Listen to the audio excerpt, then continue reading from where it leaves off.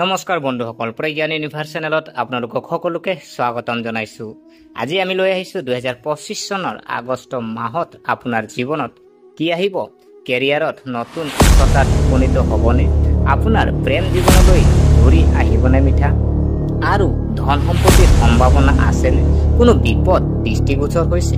যদি আপুনি জানিব বিচাৰে যে এই মাহটো আপোনাৰ বাবে কেনেকুৱা হ'ব, তেন্তে এই ভিডিঅ'টো শেষলৈ চাওক, কাৰণ ইয়াত আমি আপোনালোকক কম মকৰ ৰাশিৰ বাবে আগষ্ট মাহৰ সম্পূৰ্ণ জ্যোতিষীয় বিশ্লেষণ, কেৰিয়াৰ, ধন, স্বাস্থ্য, পৰিয়াল, প্ৰেম আৰু প্ৰতিকাৰৰ সৈতে।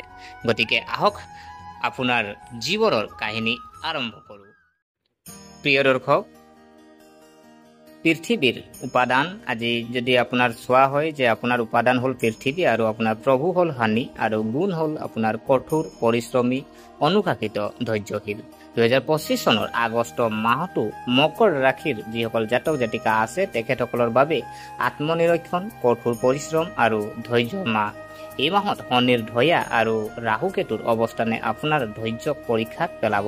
কিন্তু যদি আপুনি নিজৰ কৰ্মত স্থিৰতা বজাই ৰাখে আৰু এলাহ আৰু অহংকাৰৰ পৰা আঁতৰি থাকে, তেন্তে এই মাহটোৱে বহু দিশত শুভ লক্ষণ দিব পাৰে।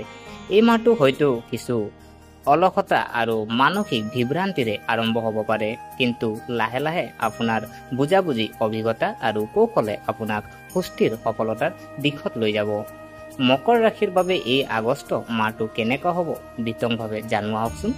প্ৰিয় দৰ্শক, কেৰিয়াৰ আৰু ব্যৱসায় যদি চোৱা হয়, মকৰ ৰাশিৰ জাতক জাতিকাৰ বাবে এই মাহটোৱে কৰ্মক্ষেত্ৰত ধৈৰ্য আৰু ধাৰাবাহিকতাৰ পৰীক্ষা কৰিবলৈ গৈ আছে। মাহৰ আৰম্ভণিতে বছ বা ছিনিয়ৰৰ লগত বিবাদ হ'ব পাৰে। তেওঁলোকৰ নিৰ্দেশনাক আওকাণ কৰাটো এৰক। যদি আপুনি চৰকাৰী চাকৰিত আছে তেন্তে অতিৰিক্ত সাৱধান হওক।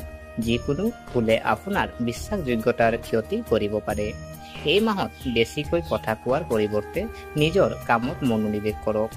ব্যক্তিগত খণ্ডত কাম কৰা যিসকল জাতক জাতিকা আছে তেখেতসকলে বদলি, বিভাগ সলনি বা নতুন দায়িত্ব সন্মুখীন হ'ব পাৰে। যদি আপুনি ব্যৱসায় কৰি আছে তেন্তে অংশীদাৰিত্ব টেঙা হৈ পৰিব পাৰে। বিবাদৰ পৰা আঁতৰি থাকিলে লাভজনক হ'ব। বিশেষ যদি আমি পৰামৰ্শ যদি দিওঁ, লক্ষ্যত মনোনিৱেশ কৰি থাকক। কোনো সভা বা চৰকাৰী মেলত খং বা অভদ্ৰতা দেখুৱাব নালাগে। সহকৰ্মীসকলৰ লগত ভদ্ৰ আৰু ব্যৱহাৰিক হওক। প্ৰিয় দৰ্শক, আৰ্থিক দৃষ্টি যদি আমি চোৱা হয়, বিত্তীয় দিশৰ পৰা এই মাহটো মকৰ ৰাশিৰ বাবে মধ্যমীয়া ফলদায়ক। অপ্ৰয়োজনীয় খৰচে প্ৰথমে সপ্তাহতে আপোনাক অসুবিধা দিব পাৰে। পৰিয়ালৰ কোনো সদস্যৰ স্বাস্থ্যৰ ওপৰত খৰচ হ'ব পাৰে। অৱশ্যে মাহৰ মাজভাগৰ পৰা আপোনাৰ উপাৰ্জন সুস্থিৰ হ'বলৈ আৰম্ভ কৰিব আৰু আবদ্ধ হৈ থকা ধনখিনিও আপুনি ঘূৰাই পাব পাৰিব। যদি আপুনি বিনিয়োগ কৰিব বিচাৰে তেন্তে আগষ্ট মাহৰ তৃতীয় সপ্তাহৰ পিছতে যিকোনো সিদ্ধান্ত লওক। যিসকলে শ্বেয়াৰ, মিউচুৱেল ফাণ্ড বা ক্ৰিপ্টোত বিনিয়োগ কৰিব বিচাৰে তেওঁলোকে অভিজ্ঞ উপদেষ্টাৰ পৰা পৰামৰ্শ ল'ব লাগে। মন কৰিবলগীয়া যদি চোৱা হয় কথা যদি চোৱা হয়, অনলাইন প্ৰবঞ্চনা বা প্ৰতাৰণাৰ পৰা সাৱধান হওক। কোনো ধৰণৰ ঋণৰ লেনদেন একেবাৰেই নকৰিব। ঘৰৰ বয়োজ্যেষ্ঠসকলৰ পৰামৰ্শ আৰ্থিক বিষয়ত উপকাৰী বুলি প্ৰমাণিত হ'ব। প্ৰিয় দৰ্শক, প্ৰেম আৰু বিবাহিত জীৱন যদি চোৱা হয়, এই মাহটো মকৰ ৰাশিৰ জাতক জাতিকাৰ বাবে প্ৰেম জীৱনত অলপ ওপৰলৈ তললৈ হ'ব পাৰে।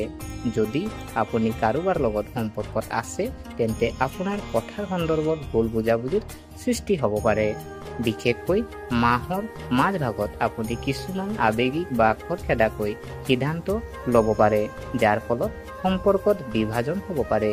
এই সময়ত শান্ত হৈ থকা সংগীৰ কথা বুজি পোৱাৰ প্ৰয়োজন। এই সময়ত বিবাহিত যিসকল জাতক জাতিকা আছে তেখেতসকলৰ বাবেও স্বাভাৱিক হ'ব। সৰু সৰু কথাত পত্নীৰ লগত মতানৈক্য হ'ব পাৰে, কিন্তু ধৈৰ্যৰে কাম কৰিলে বিবাহিত জীৱনত সম্প্ৰীতই হ'ব। আপুনি প্ৰতিকাৰ যদি পাৰিলে শিৱ পাৰ্বতীক পূজা কৰক। মংগলবাৰ আৰু শুকুৰবাৰে বিশেষ পূজা কৰিব। উপহাৰ বা ফুল দি প্ৰেমৰ সম্পৰ্কক পুনৰ মধুৰ কৰি তোলক। প্ৰিয় দৰ্শক, পাৰিবাৰিক জীৱন যদি আপোনাৰ চোৱা হয়, এই মাহটো মকৰ ৰাশিৰ বাবে পাৰিবাৰিক জীৱনত পৰীক্ষা হ'ব পাৰে। পাৰিবাৰিক কাজিয়া, সম্পত্তিৰ বিবাদ বা পৰিয়ালৰ সদস্যৰ মাজত মতানৈক্যৰ সৃষ্টি হ'ব পাৰে। সকলো পৰিস্থিতিত ধৈৰ্য বজাই ৰাখিব লাগিব। পিতৃ মাতৃৰ স্বাস্থ্যৰ যত্ন লওক।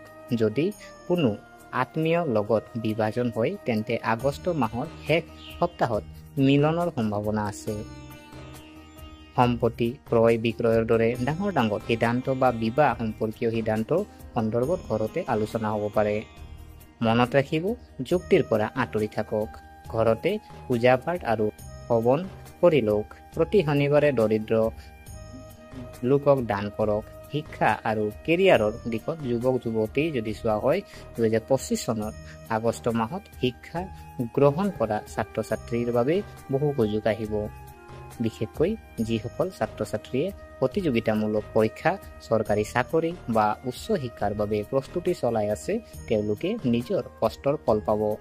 কিন্তু অধ্যয়নত এলাহ বা ডিজিটেল বিক্ষিপ্ততাৰ প্ৰভাৱ পৰিব পাৰে। মোবাইল, ছ'চিয়েল মিডিয়া বা গেমিঙৰ পৰা আঁতৰি থাকক। অভিযান্ত্ৰিক পৰিচালনা আৰু বিত্তীয় ধাৰাৰ ছাত্ৰ ছাত্ৰীয়ে সফলতা লাভ কৰাৰ সম্ভাৱনা আছে। কেৰিয়াৰত সফলতাৰ বাবে আপুনি কিছু মন্ত্ৰ আপুনি পাঠ কৰিব পাৰে, যেনে শিক্ষক আৰু জ্যেষ্ঠসকলৰ পৰা পথ প্ৰদৰ্শন লওক। দৈনিক কৰক সূৰ্যৰ নমস্কাৰ আৰু শনি মন্ত্ৰ আপুনি জপ কৰিব পাৰে। প্ৰিয় দৰ্শক, স্বাস্থ্য যদি আজি চোৱা হয় মকৰ ৰাশিৰ বাবে স্বাস্থ্যৰ দৃষ্টিকোণৰ পৰা 2025 চনৰ আগষ্ট মাহটো মকৰ ৰাশিৰ বাবে সাৱধানতাৰ মাহ। বিশেষকৈ প্ৰথম আৰু শেষ সপ্তাহত মূৰৰ বিষ, ভাগৰুৱা, ৰক্তচাপ বা পেটৰ সমস্যা হ'ব পাৰে। যদি আপুনি ইতিমধ্যে কোনো দীৰ্ঘদিনীয়া ৰোগত আক্ৰান্ত হৈ আছে তেন্তে নিশ্চিতভাৱে সময়মতে পৰীক্ষা আৰু ঔষধ লওক। খাদ্য অভ্যাসৰ ক্ষেত্ৰত মধ্যমীয়া হ'ব আৰু গভীৰ নিশা সজাগ হৈ থকাৰ পৰা বিৰত থাকিব। হতাশা বা উদ্বিগ্নতাৰ সমস্যা হ'ব পাৰে। এনে পৰিস্থিতিত ধ্যান, প্ৰাণায়াম, যোগাসন অতি উপকাৰী হ'ব। প্ৰিয় দৰ্শক, আপুনি যদি স্বাস্থ্যৰ কাৰণে যদি আপুনি প্ৰতিকাৰ কৰিব বিচাৰিছে তেন্তে আপুনি কি কৰিব, শিৱলিংগত কেঁচা গাখীৰ আগবঢ়াওক আৰু প্ৰতিদিনে কমেও 30 মিনিট খোজকাঢ়িব লাগে। আৰু কলা আপুনি ধৰি লওক সংবাদ মাধ্যম আৰু সৃষ্টিশীল ক্ষেত্ৰত যদি চোৱা হয়, কলা সংবাদ মাধ্যম, সৃষ্টিশীল ক্ষেত্ৰ এইখিনি যদি চোৱা হয়, শিল্প, লেখা, সংবাদ মাধ্যম, সংগীত, নাট্য বা অভিনয়ৰ লগত জড়িত যিসকল জাতক জাতিকা আছে তেখেতসকলৰ বাবে আগষ্ট মাহৰ শেষৰ ফালে অতি শুভ হ'ব। তেওঁলোকৰ প্ৰতিভাই হয়তো স্বীকৃতি আৰু সন্মান লাভ কৰিব পাৰে আৰু এই সময়ত নিজৰ প্ৰতিভাক বিশ্ববাসীৰ আগত প্ৰদৰ্শন কৰাৰ সময়। ছ'চিয়েল মিডিয়াত ভিডিঅ' লেখা বা শিল্পকৰ্ম পোষ্ট কৰিলে লাভজনক হ'ব। আৰু নতুন প্ৰকল্পৰ কাম আৰম্ভ কৰক। অনলাইন প্লেটফৰ্মত আপোনাৰ প্ৰফাইল আপডেট কৰক। আত্মবিশ্বাস বজাই ৰাখক। মাহেকীয়া বিশেষ প্ৰতিকাৰ যদি আমি চাওঁ, নিতৌ আপুনি শিৱ পূজা কৰিব পাৰে। ৰুদ্ৰাষ্টম আপুনি পাঠ কৰক। প্ৰতি শনিবাৰে এজোপা আঁহত গছত পানী আগবঢ়াব। আপুনি ক'লা তিল আৰু কম্বল দান কৰক আৰু কমেও 108 বাৰ ওম নমঃ শিৱায় জপ কৰক। নীলা বা ক'লা কাপোৰ পৰিধান নকৰিব। মংগলবাৰ বা শনিবাৰে হনুমান চলিচা পাঠ কৰক। ভাগ্যৰ ৰং যদি চোৱা, ভাগ্যৰ ৰং আৰু সংখ্যা আৰু দিন আমি চাওঁ আহকচোন। সংখ্যা যদি আপোনাৰ ৰং যদি চোৱা হয় ধূসৰ বা গাঢ় নীলা, আৰু যদি আপোনাৰ লাকি নাম্বাৰ যদি চোৱা হয় 4, 8, 10। ভাগ্যৰ দিন আপোনাৰ কাৰণে মংগলবাৰ আৰু শনিবাৰ। আৰু আপুনি লাকি ৰত্ন যদি চোৱা হয়, শুভ ৰত্ন আপোনাৰ কাৰণে নীলা।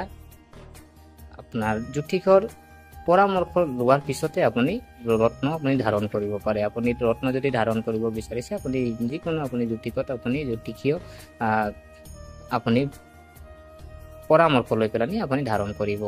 প্ৰিয় দৰ্শক, 2025 চনৰ আগষ্ট মাহটো মকৰ ৰাশিৰ স্থানীয় যিসকল জাতক জাতিকা আছে তেখেতসকলৰ বাবে সংযম, ধৈৰ্য আৰু বিচক্ষণতাৰে ভৰা। যদি আপুনি নিজকে নিয়ন্ত্ৰণ কৰি শান্ত আৰু স্থিৰতাৰে নিজৰ কাম কৰে তেন্তে সফলতা নিশ্চিত। অহংকাৰ আৰু খৰখেদাকৈ লোৱা সিদ্ধান্তই আপোনাৰ ক্ষতিৰ কাৰণ হ'ব পাৰে। গতিকে শান্তভাৱে চিন্তা কৰক আৰু পৰিকল্পনাৰে আগবাঢ়ি যাওক। আপোনাৰ ইষ্ট দেৱতাৰ আশীৰ্বাদত আপুনি কঠিন পৰিস্থিতিটো অতিক্ৰম কৰিবলৈ সক্ষম হ'ব। প্ৰিয় দৰ্শক, এয়া আছিলে মকৰ ৰাশিৰ যিহেতু মাহেকীয়া ৰাশিফল। গতিকে আশা কৰিছোঁ আপোনালোকে ভিডিঅ'টো চাই ভাল পালে। যদি এই ভিডিঅ' আপোনাক কিঞ্চিত মানুহ লাভান্বিত কৰিছে তেনেহ'লে লাইক এটা কৰিব আৰু কমেণ্ট এটা কৰি দিব ওম নমঃ শিৱায় বুলি। আৰু আমাৰ চেনেলটো যদিহে আপোনালোকে ছাবস্ক্ৰাইব কৰা নাই, অনুগ্ৰহ কৰি ছাবস্ক্ৰাইব কৰি আমাক উৎসাহিত কৰিব বুলি আশা থাকিলে পুনৰ লগ পোৱাৰ প্ৰতিশ্ৰুতিৰে আজিলৈ বিদায় মাগিলোঁ। ধন্যবাদ।